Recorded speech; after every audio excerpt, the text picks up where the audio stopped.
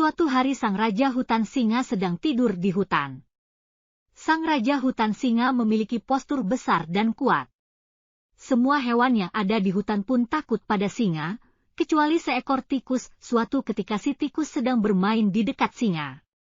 Dia berlari ke sana kemari sehingga membuat sang Raja Hutan Singa bangun.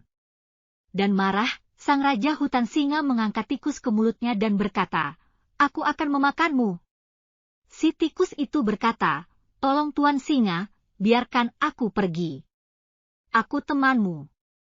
Suatu hari, aku akan membantumu." Sang Raja Hutan Singa itu tertawa, Kamu sangat kecil. Bagaimana kamu bisa membantuku?" Kemudian sang Raja Hutan Singa melepaskan tikus itu dan tak jadi memakannya. 1 bulan kemudian, singa itu sedang berjalan di hutan. Kemudian sang Raja Hutan Singa terperangkap jaring. Sang Raja Hutan Singa masuk dalam perangkap. Dia meraung-raung dengan keras tapi tidak ada yang datang membantu. Sang Raja Hutan Singa itu ketakutan. Sang Raja Hutan Singa malah masih terperangkap di jaring. Kakinya kesakitan. Kepalanya juga kesakitan. Dia sangat lelah. Tiba-tiba dia mendengar seseorang berkata, "Teman, saya di sini. Saya akan membantu mu." Singa itu melihat ke bawah dan melihat tikus itu. Bagaimana kamu bisa membantuku?" tanya singa.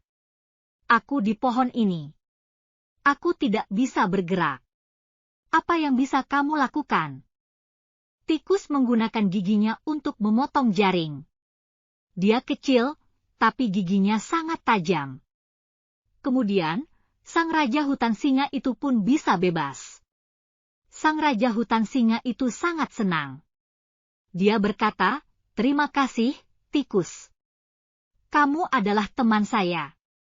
Dan saya adalah teman Anda." "Sama-sama, Tuan Singa," kata tikus. Teman itu tidak memandang ukuran. Pesan moral dari cerita fabel singa dan tikus adalah, jangan memandang remeh seseorang. Bisa jadi yang kau anggap remeh itu suatu saat nanti membantumu di kala kesusahan.